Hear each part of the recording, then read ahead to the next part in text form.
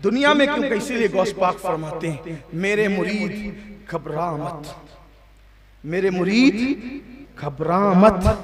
अगर तुझे ठोकर लगे और तू गिरने लगे तो मैं तेरा हाथ थाम कर तुझे गिरने से बचा लिया करता, गिरने नहीं देता तुझे, तेरी सतर पोशी करता हूं। अगर कोई तेरा सतर खोल दे तो तेरा सतर पोशी करता हूं। फरमाते हैं जो मेरा मुरीद हो जाता है फिर मैं उसको जलील नहीं होने देता, उसकी इज्जत का मैं मुहाफिज बन जाता हूँ, उसको जलील होने नहीं देता। इसीलिए तो लोग कहते हैं जब तक बिका न था तो कोई पूछता न था, तुमने खरीद कर मुझे अनमोल कर दिया। ये गौस पाक है, क्या इनकी शान बयान हो, क्या मकाम बयान हो, वक्त काफी हुआ है। शेख अब्दुल हक मुहद्दिस दहलवी फरमाते हैं जिसके आंगन में, जिसकी खानकाह की आंगन में सिर्फ झाड़ू देने से अल्लाह ने लोगों को विलायत अता की। और जब गौस पाक का जाहिरी दौर था, गौस पाक का जब जाहिरी दौर था, उस वक्त तो कोई गौस पाक के मोहल्ले से कोई वली जाता था, वली ऐसे डायरेक्ट नहीं जा सकता था। पहले चौखट चूमो गौस पाक की, फिर जाओ, और अगर कोई अकड़ के चला गया विलायत रह नहीं जाती थी, छीन ली जाती थी। उठाइए, अब मैं उसकी बात कर रहा हूं जो चिश्तियत का आफ्ताब व महताब, आबरूबे सिलसिले चिश्तिया, हमारे पीर निजामुल हक वद्दीन, सुल्तानुल औलिया फिल हिंद, महबूब इलाही हजरत ख्वाजा निजामुद्दीन औलिया, वो अपने मलफूजात में बयान करते हैं। देखो गौस पाक क्या है, पहले ये समझ लें आप, वलियों की अलग अलग डिग्री है, कैटेगरी है, सब वली एक से नहीं है, हर वली की अलग अलग डिग्रियां हैं। जैसे कोई वली फिर औलिया में नुक़बा है, नौजबा है, मजाजीब है, इसी तरीके से उनकी अलग अलग मकामात, कलंदर है, अब्दाल है, औताद है, अगवास है, ये सब मरातिब है, कुतुब है, कुतुबुल अक़ताब है, गौस है, गौसुल अगवास है, ये सब मरातिब है। उनमें से औलिया में एक कैटेगरी है, एक मकाम है बदल, जिनकी जमा को अब्दाल कहते हैं। वली हर दौर में सैकड़ों हजारों लाखों हो सकते हैं, औलिया लाखों हजारों, बल्कि औलिया इतनी तादाद में हैं कि जहां 40 मोमिन जमा हो उनमें एक अल्लाह का वली होता है। अब यहाँ तो कितने 40 हैं, अंदाजा लगाएं। हुजूर की हदीस में आ गए, हमारा ईमान है, हम पहचान नहीं पाते बस इसलिए कि अल्लाह का फरमान है, औलियाई तहत क़बाई, मेरे औलिया मेरी चादरे गैरत के नीचे छुपे हुए हैं, मैं उनको पहचानता हूं, तुम नहीं जानते। भाई पर्दे के पीछे जो लोग हैं तो उस पीछे उस पार वाले उनको क्या जाने। दो ही चीज होगी कि आप खुद पर्दे में आ जाएं तो कौन कौन पर्दे में पता चल जाता है। इसीलिए कहा जाता है वली को वली पहचानता है। हाँ, तो लेकिन आजकल हम भी किसी को भी वली कह देते हैं, इसका मतलब दर पर्दा हम भी बताते कि हम भी कुछ हैं। इतनी जुर्रत ना किया करें, इतनी जुर्रत न किया करें, किसी को वली कहने से पहले समझे सोचे, ऐसे कोई वली नहीं होता। हमारे यहाँ तो जिसको जी में आया वली कह दिया, नहीं, जिसको अल्लाह ने विलायत की डिग्री नहीं दी, अगर आप और हम उसको वली कहें मैदान महशर में मुंह क्या दिखाएंगे। इसलिए एहतियात जरूरी है। हर बंदा अपने किसी भी बुजुर्ग के बारे में जो चाहे कहता है, लेकिन मैं आपसे कहता हूँ मोहतात रहें, एहतियात करें।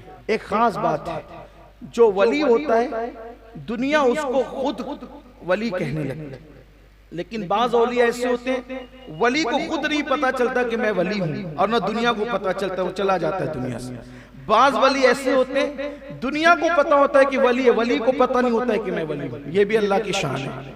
और बाज वली ऐसे होते हैं कि वली को पता होता है कि मैं वली हूं और लोगों को पता नहीं होता है कि वो वली है।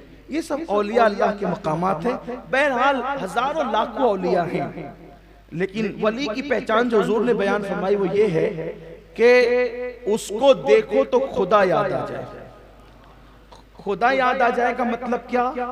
यानी कि जब तुम उसकी महफिल में बैठो तो तुम्हारे दिल के अंदर अल्लाह की याद का जज्बा पैदा हो, जिक्र का जज्बा पैदा हो, इबादत का जज्बा पैदा हो, दीन से करीब होने का जज्बा, ये है उसका मतलब।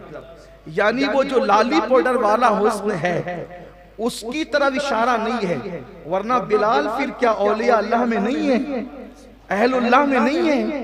तो ये बात बहुत वो है कि ये दिल जिंदा होता है। वली किसी महफिल में कदम रख दे तो महफिल का रंग बदल जाए, उसकी रूहानियत, उसे लोग ना भी देखें तो महफिल का रंग बदल जाता है। जैसे कुछ महफिलें ऐसी होती हैं कि कुछ महफिलों के अंदर होते वही लोग हैं, लेकिन ऐसा लगता है यार आज कुछ अलग कैफ था, तो कोई अलग आ गया था इसलिए वो अलग कैफ था।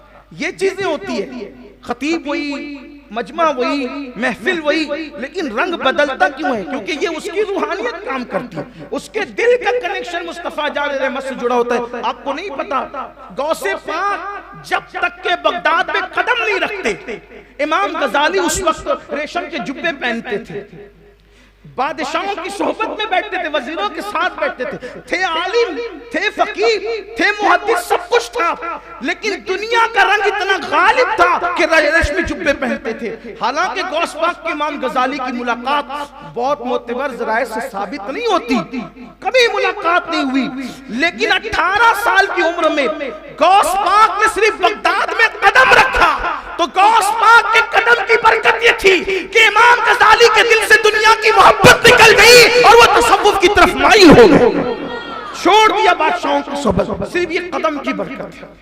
ये कदम, मैं इसीलिए तो लोगों से कहता हूं कि जिस गौस पाक के कदम की ये बरकत हो कि बगदाद में कदम रख दे तो माहौल बदल जाए, जिसके कदम का ये हाल हो उसके कलम चलता होगा तो कलम का हाल क्या, उसकी जबान चलती होगी तो जबान का क्या। इसीलिए तो मेरे इमाम कहते हैं ना कि गौस पाक ने कहा हुक्म नाफिज है तेरा, खामा तेरा, सैफ तेरी, हुक्म नाफिज है तेरा, खामा तेरा, सैफ तेरी, दम में जो चाहे करे, दौर है शाह तेरा।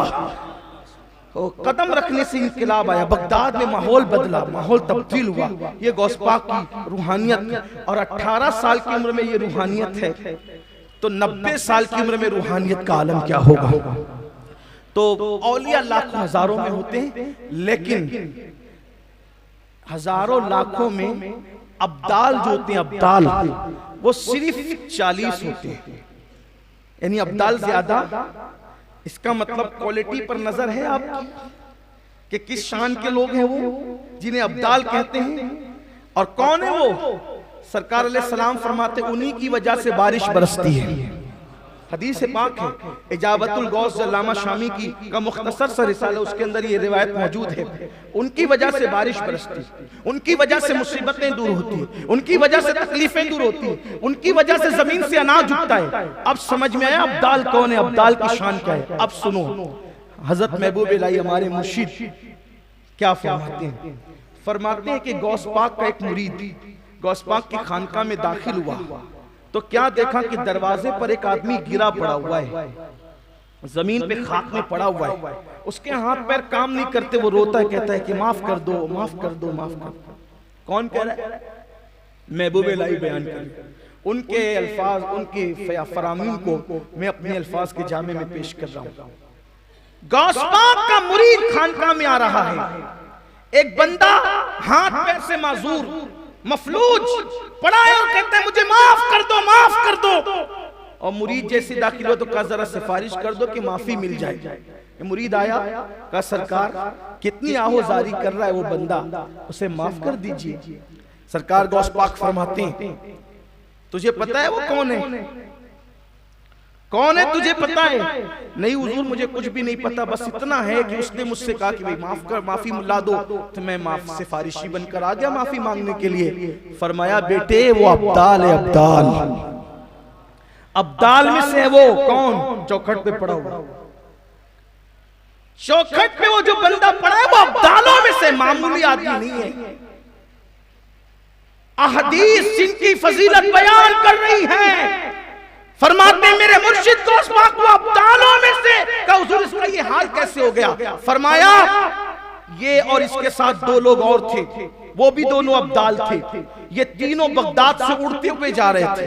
अल्लाह ने इनको उड़ने की ताकत दी, कुव्वत दी, सलाहियत दी। ये बगदाद से उड़ते हुए जा रहे थे। जैसे ही मेरी खानकाह आई, इसका एक दोस्त दाएं हट गया कि शेख अब्दुल कादिर जिलानी की खानकाह आ गई। इसका दूसरा दोस्त बाएं हट गया कि शेख अब्दुल कादिर जिलानी की खानकाह आ गई।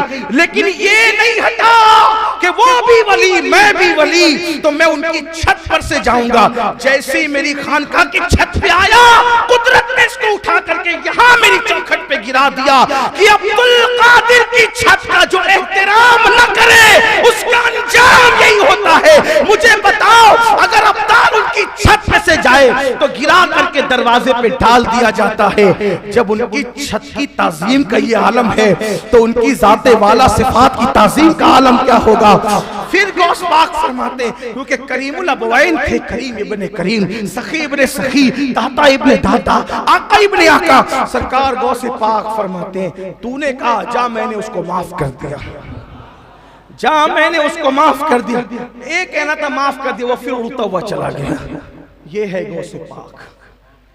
आम वली जब क़यामत में काम आते हैं, गौस पाक क्यों काम ना आए।